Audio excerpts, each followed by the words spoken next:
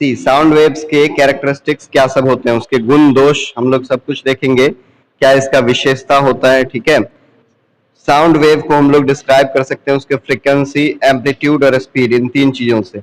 Sound wave को उसके frequency, amplitude और स्पीड, इन तीन चीजों से डिस्क्राइब किया जा सकता है। साउंड जो है ग्राफिकली रिप्रेजेंट किया जा सकता है एक वेव के रूप में, यानी ये क्या करता है, डेंसिटी और प्रेशर अपना बदलता रहता है एक मीडियम में मूव करने के साथ साथ।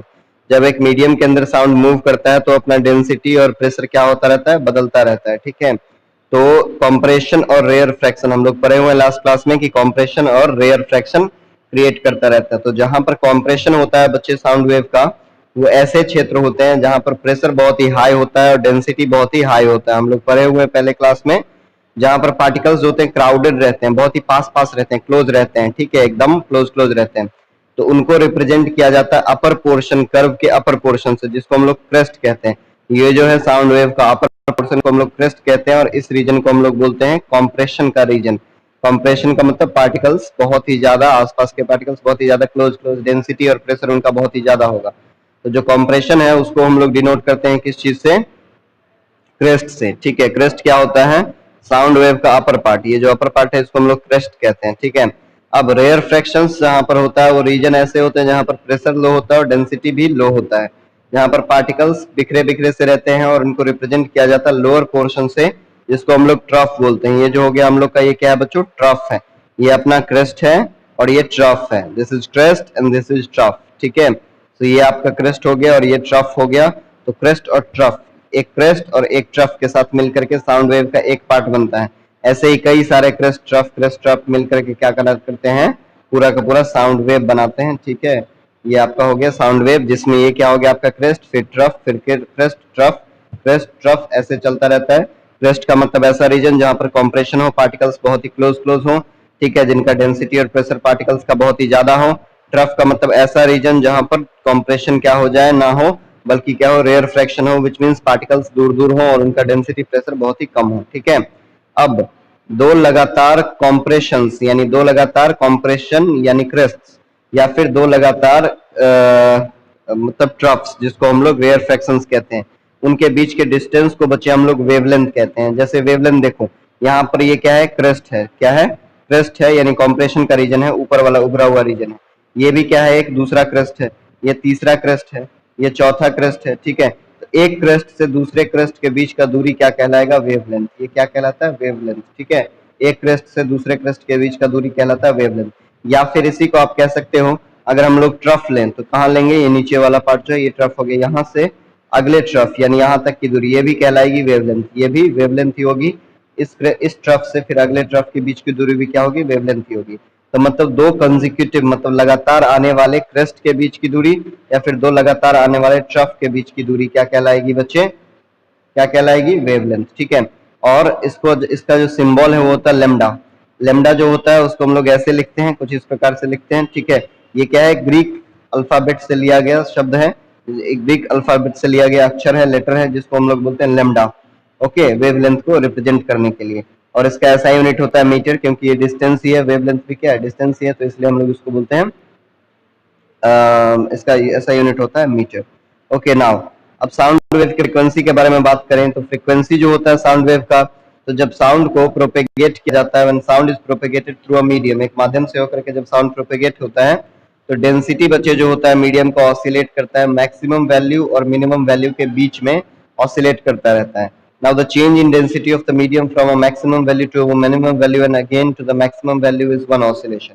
जो मैक्सिमम से मिनिमम की तरफ एक बार क्या होता है, वेलोसिटी में चेंज, और फिर मैक्सिमम की तरफ जाने पर जो चेंज आता है किस चीज में, वेलोसिटी में, वो कहलाता है एक ऑसिलेशन। अब नंबर ऑफ ऑसिलेशन दिए गए समय में, यानी एक सेकेंड में, दिए गए समय में, यूनिट टाइम में कितना बार जो वेव है वो ऑसिलेट किया, वो कहलाता है उसका फ्रीक्वेंसी। और फ्रीक्वेंसी का सिंबल क्या होता है, ग्रीक अल्फाबेट, जिसको हम लोग बोलते हैं न्यू, क्या बोलते हैं, न्यू। ठीक है, you right it like this. ठीक है, आप इसको ऐसे लिखोगे, ऐसे। ठीक है, ऐसे। ओके, कुछ इस प्रकार से लिखोगे। ये क्या होता है बच्चे, न्यू। इसको पढ़ते हैं हम लोग न्यू, ये भी नहीं होता। ठीक है, तो फ्रीक्वेंसी के लिए हम लोग लिखते हैं न्यू, और लेमडा लिखते हैं किसके लिए किसके लिए, वेवलेंथ के लिए। और एसआई यूनिट फ्रीक्वेंसी का क्या होता है बच्चे? हर्ट्ज। फ्रीक्वेंसी को मेजर करने के लिए हम लोग एसआई यूनिट लगाते हैं हर्ट्ज। ओके, सिंपल सा बात है। अब वेवलेंथ देख लो यहाँ पर, अगर वेवलेंथ कम होगा, ठीक है, वेवलेंथ कम होगा इसका मतलब ज्यादा वेव होगा, ज्यादा फ्रीक्वेंसी होगा और ज्यादा साउंड होगा। सिंपल सा देख लो, अगर वेवलेंथ क्या है? कम है, यानी दो कंसेक्यूटिव क्रेस्ट के बीच की दूरी या फिर दो कंसेक्यूटिव ट्रफ के बीच की दूरी, इस क्रेस्ट से इस क्रेस्ट के बीच की दूरी वेवलेंथ कहलाएगी। यहाँ पर देख लो, इस क्रेस्ट से इस क्रेस्ट के बीच की दूरी वेवलेंथ कहलाएगी। बताओ ये ज्यादा है कि ये ज्यादा है? ऑब्वियसली नीचे वाला ज्यादा है, यानी ये वेवलेंथ ज्यादा है, ये वेवलेंथ कम है। यहाँ पर वेवलेंथ कम है तो इसका मतलब क्या? वेव नंबर ऑफ वेव्स जो है वो ज्यादा होगा, विच मीन्स फ्रीक्वेंसी ज्यादा होगा, क्योंकि एक सेकेंड में ज्यादा वेव बन सकेंगे तो इन्हें ऑसिलेशन ज्यादा, और ऑसिलेशन ज्यादा है तो फ्रीक्वेंसी ज्यादा है, यानी साउंड ज्यादा आवाज करेगा, यानी ज्यादा साउंड होगा, ज्यादा फ्रीक्वेंसी तो ज्यादा साउंड। ठीक है, अब नीचे में क्या है प्रॉब्लम? नीचे में क्या है? वेवलेंथ बड़ा है। वेवलेंथ बड़ा है तो कम वेव बन पाया है। इतना दूर में देख रहे हो, जितना दूर में यहाँ पर कितना सारा वेव बन गया शॉर्टर वेवलेंथ के कारण, उतना देर में क्या हो गया? यहाँ पर बहुत ही कम वेव बन पाया है, ज्यादा लंबा वेवलेंथ होने के कारण। तो ज्यादा बड़ा वेवलेंथ, नंबर ऑफ वेव्स भी कम बनेगा। इसका मतलब एक सेकेंड में नंबर ऑफ वेव्स जो है वो कम ऑसिलेट करेंगे, कम मूव करेंगे, यानी वेलोसिटी उनका कम होगा। इसका मतलब क्या है कि सिंपल सा बात, फ्रीक्वेंसी लो होगा। लो फ्रीक्वेंसी का मतलब साउंड भी लो होगा, आपको कम सुनाई देगा। तो मतलब समझने वाली बात यह है कि कम वेवलेंथ होगा तो ज्यादा आवाज सुनाई देगा, और जिस किसी भी पार्टिकल का, जिस किसी भी मतलब फॉर्म ऑफ एनर्जी का जो वेवलेंथ है वो ज्यादा होगा, उसकी उसकी आवाज आपको कम सुनाई देगी। जिस साउंड का वेवलेंथ क्या होगा? ज्यादा होगा, उसका आवाज कम सुनाई देगा। जिस साउंड का वेवलेंथ कम होगा उसका आवाज आपको ज्यादा सुनाई देगा। ठीक है, अब टाइम पीरियड जो होता है साउंड वेव का वो क्या होता है?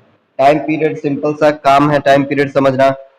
चेंज इन डेंसिटी जो होता है मीडियम में, मैक्सिमम वैल्यू से मिनिमम वैल्यू के बीच में और फिर से मैक्सिमम वैल्यू तक पहुंचने में, उसको हम लोग बोलते हैं चेंज इन क्या चीज? डेंसिटी होने में जितना लगा हुआ समय है उसको बोलते हैं time period of the sound wave, या फिर the time taken to complete one oscillation in the density of the medium is called time period of the sound wave. एक ऑसिलेशन पूरा करने के लिए जितना समय लगे उसको हम लोग बोलते हैं क्या चीज? उसको हम लोग बोलते हैं टाइम पीरियड। ठीक है, और इसको कैपिटल लेटर टी से डिनोट करते हैं इस चैप्टर में, और इसका ऐसा यूनिट होता है सेकंड। फ्रीक्वेंसी और टाइम को रिप्रेजेंट करते हैं हम लोग किस किस फॉर्म में? तो सिंपल सा बात है, टाइम पीरियड जो होता है वो क्या हो जाता है बच्चे? 1/फ्रीक्वेंसी। फ्रीक्वेंसी के लिए हम लोग न्यू का इस्तेमाल, ये भी नहीं है, आप इसको ऐसे लिखोगे न्यू। ठीक है, ऐसे भी लिख सकते हो, ओके, लाइक दिस। ओके, तो ये आपका क्या हो जाएगा? न्यू। तो न्यू जो है इसको हम लोग भी नहीं बोलते हैं, ये न्यू होता है। ठीक है, ये फ्रीक्वेंसी के लिए आता है। तो टाइम पीरियड क्या होता है? फ्रीक्वेंसी का रेसिप्रोकल 1/फ्रीक्वेंसी, यानी फ्रीक्वेंसी भी क्या हो जाएगा? फ्रीक्वेंसी क्या हो जाएगा बच्चों? फ्रीक्वेंसी हो जाएगा 1/टाइम पीरियड। ठीक है, क्योंकि ये इधर चला जाएगा फ्रीक्वेंसी तो टाइम पीरियड नीचे आ जाएगा, ये फॉर्मूला हो जाएगा। एक ऑसिलेशन पूरा करने में, सिंपल सा बात है, एक ऑसिलेशन पूरा करने में, यहां से यहां तक वापस पहुंचने में जितना टाइम लगा उसको हम लोग बोलते हैं क्या चीज? Time period. ठीक है, ओके, क्लियर सभी को?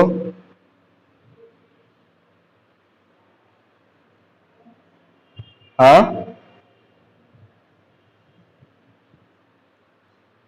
ओके, आगे एम्पलीट्यूड जो होता है बच्चों वो क्या होता है साउंड वेव का? एम्पलीट्यूड दरअसल होता है मैक्सिमम डिस्टरबेंस, एक मीडियम में ज्यादा से ज्यादा जो डिस्टरबेंस हो, ठीक है, किसी भी साइड, मीन वैल्यू के किसी भी साइड में, वो कहलाता है एम्पलीट्यूड साउंड वेव का। इसको सही से समझने के लिए समझ लो, ये तो डेफिनेशन हो गया। एम्पलीट्यूड साउंड वेव का होता है हाइट, जो क्रेस्ट और ट्रफ का हाइट होता है उसको हम लोग बोलते हैं एम्पलीट्यूड, और इसको रिप्रेजेंट करते हैं कैपिटल लेटर ए से। जो क्रेस्ट और ट्रफ का हाइट होगा ना उसी को हम लोग बोलेंगे एम्पलीट्यूड। ऐसा यूनिट जो होगा वो क्या होगा? सेम होगा, डेंसिटी या प्रेशर, जो जिसका जो डेंसिटी और प्रेशर का जो क्या होता है ऐसा यूनिट होता है वही हो जाएगा इसका। क्यों? क्योंकि हाइट के लिए हम लोग मीटर का इस्तेमाल करते हैं। देख लो ये जो है एक क्रेस्ट का उसके बेस से हाइट, ठीक है, ये क्या कहलाएगा बच्चे? एम्पलीट्यूड, इसको बोलेंगे एम्पलीट्यूड। ठीक है, यहाँ पर जो है ये ट्रफ का, ये भी क्या कहलाएगा? एम्पलीट्यूड। चाहे यहाँ पर क्रेस्ट का हो, ये ट्रफ का हो, क्रेस्ट का हो, या फिर ट्रफ का हो, क्रेस्ट का हो, या फिर ट्रफ का हो, कहाँ से? उसके मीट से, बीचों बीच से। ठीक है, जो डिस्टेंस होगा यानी हाइट होगा वो कहलाएगा, चाहे क्रेस्ट हो चाहे ट्रफ हो, वो कहलाएगा एम्पलीट्यूड, और उसको हम लोग कैपिटल लेटर ए से डिनोट करते हैं। ठीक है, चलो अब पिच और लाउडनेस देख लेते हैं कि क्या होता है पिच और क्या होता है लाउडनेस। पिच जो होता है साउंड का वो क्या होता है? श्रिलनेस। ठीक है, श्रिलनेस या फ्लैटनेस, कितना फ्लैट है साउंड या फिर कितना श्रिल है। ठीक है, वो डिपेंड करता है फ्रीक्वेंसी ऑफ द वाइब्रेशन पर। अगर फ्रीक्वेंसी हाई होगा, फ्रीक्वेंसी का मतलब एक सेकंड में कितना बार ऑसिलेट किया, ठीक है, विच मीन्स एक बार में एक दिए गए समय में कितना बार साउंड वेव ऑसिलेट किया, वो कहलाता है फ्रीक्वेंसी। तो अगर फ्रीक्वेंसी हाई होगा तो साउंड का पिच हाई होगा, फ्रीक्वेंसी अगर लो होगा तो साउंड का पिच लो होगा। यानी साउंड जितना फ्लैट होगा, कितना होगा, फ्लैट होगा। जितना ज्यादा फ्रीक्वेंसी होगा उतना साउंड फ्लैट होगा, लेकिन जितना कम फ्रीक्वेंसी होगा उतना साउंड कम फ्लैट होगा, यानी कम पिच होगा, ठीक है। ओके, नाउ यहाँ पर आप देख सकते हैं, ठीक है, जो शॉर्टर वेवलेंथ वाले होते हैं, जो शॉर्टर वेवलेंथ वाले साउंड वेव होते हैं, उनमें कई सारे बहुत ज्यादा वेव आ जाता है, ठीक है। वेवलेंथ कम तो साउंड वेव ज्यादा, यानी फ्रीक्वेंसी हाई होगा, फ्रीक्वेंसी हाई होगा तो इनका पिच भी क्या होगा, हाई होगा, ठीक है। लेकिन जब लॉन्ग वेवलेंथ वाले क्या होते हैं, साउंड वेव्स होते हैं, उनमें फ्रीक्वेंसी लो होता है, इसलिए उनका साउंड भी कम होता है, ठीक है, और वो क्या होते हैं, उनका पिच भी कम होता है, ठीक है। ये चीज आप दिमाग में रखोगे, छोटा सा बात है। अब लाउडनेस जो साउंड का होता है, पिच तो हो गया, लाउडनेस, लाउडनेस जो होता है वो डिपेंड करता है एम्पलीट्यूड ऑफ वाइब्रेशन, ठीक है। एम्पलीट्यूड जितना बड़ा होगा साउंड उतना ही लाउड होगा, और एम्पलीट्यूड जितना छोटा होगा साउंड उतना सॉफ्ट होगा। देख रहे हो, जितना ज्यादा एम्पलीट्यूड बड़ा होगा साउंड उतना लाउडर होगा एकदम, ठीक है, आवाज में उतना दम होगा। लेकिन जितना ज्यादा क्या हो जाएगा, एम्पलीट्यूड छोटा हो जाएगा। एम्पलीट्यूड मतलब बीच से आप एक लाइन खींच ले तो उससे हाइट, ये है आपका amplitude, this is your amplitude. Amplitude जो है वो जितना बड़ा होगा, यहाँ पर देख रहे हो एम्पलीट्यूड कितना छोटा सा है। एम्पलीट्यूड अगर छोटा होगा साउंड वेव का तो वो सॉफ्टर होगा, एम्पलीट्यूड अगर बड़ा होगा तो वो लाउडर होगा, सिंपल सा बात है, ठीक है। तो ये चीज आपका एक और कॉन्सेप्ट हो गया समझने के लिए। स्पीड ऑफ साउंड क्या होता है, स्पीड जो होता है साउंड का वो क्या होता है, अलग अलग मीडियम में अलग अलग होता है। स्पीड जो होता है साउंड का, आप लोग को आवाज आ रहा है सभी को?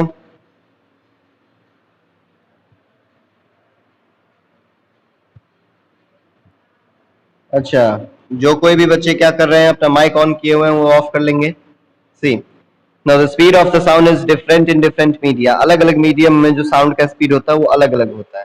तो स्पीड सबसे ज्यादा जो साउंड का स्पीड होता है वो होता है सॉलिड मीडियम में, उससे कम होता है लिक्विड में, और सबसे कम तेजी से साउंड जो है वो फैलता है किसमें, गैसियस मीडियम में। यानी हमारे एटमॉस्फेयर में साउंड सबसे कम तेजी से फैलता है, लिक्विड में उससे ज्यादा तेजी से क्या होता है, फैलता है, और सॉलिड में सबसे ज्यादा फास्ट क्या होता है, साउंड ट्रेवल करता है एक जगह से दूसरे जगह।